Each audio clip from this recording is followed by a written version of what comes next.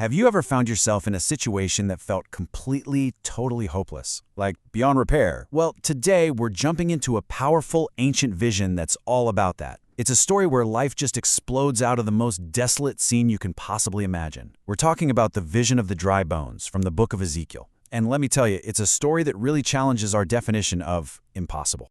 And this is the question that just hangs over the entire story. It's what God asks the prophet Ezekiel directly. But in a way, he's asking us too. It pushes right up against the limits of what we think is possible and pulls us straight into the heart of this incredible vision. So, where does this question get asked? The setting is absolutely key to understanding just how deep the hopelessness runs. We're not just talking about a graveyard here. Oh no, this is a scene of total, final, absolute decay. I want you to just picture this for a second. Ezekiel is suddenly standing in the middle of a valley floor, and everywhere he looks, just bones. Countless bones. And the text makes a point to say they were very dry. That means this wasn't a recent battle. This is old death, forgotten death. It's a picture of absolute finality, a situation where there is just no way back. So God hits him with this impossible question. Can these bones live? And Ezekiel's answer is frankly brilliant. He doesn't say no, because I would put a limit on God's power.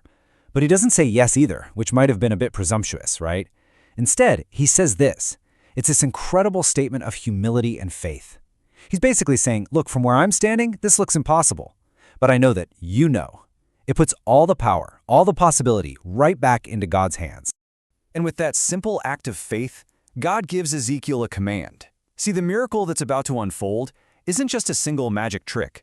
It's a very deliberate, two-stage process. And it's a process that Ezekiel himself has to kick off.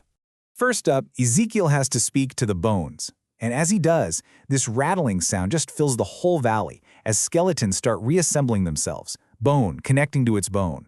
Then, tendons and flesh appear, covering them, forming whole but still lifeless bodies. They're just corpses lying there. That's only step one.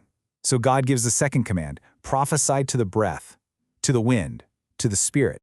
And as Ezekiel obeys, life just floods into these bodies.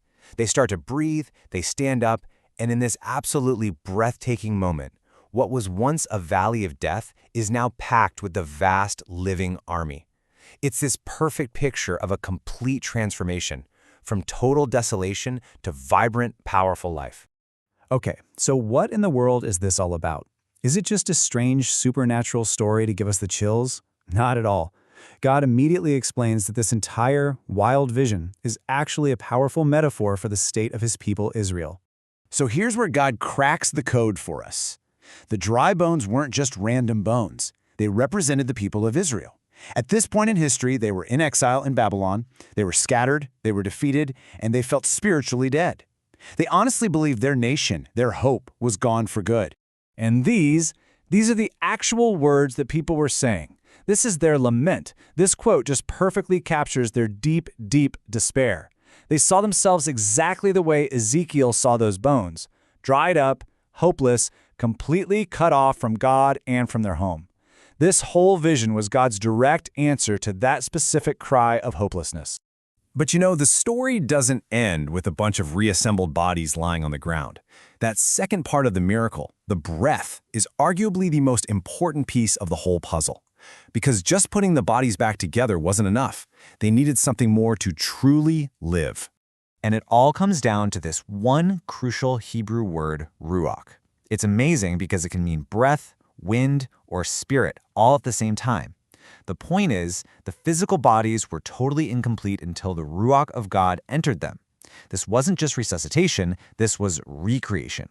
It's meant to echo all the way back to the beginning when God breathed life into Adam. It's about true spiritual renewal by the Holy Spirit.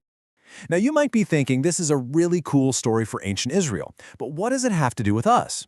Well, this incredible promise wasn't just for one moment in time. Theologians often talk about this vision having a dual fulfillment, a meaning that stretches from that ancient valley all the way to today. So on one level, this was a national promise. It literally foretold the return of the Jewish people from their exile in Babylon, bringing the nation back to life.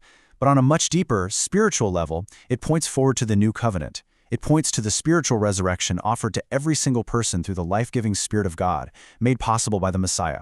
It's a promise of physical restoration, yes, but even more profoundly, of spiritual resurrection. And this is the big takeaway for every single one of us. The core message of the dry bones is a powerful, unwavering declaration of hope.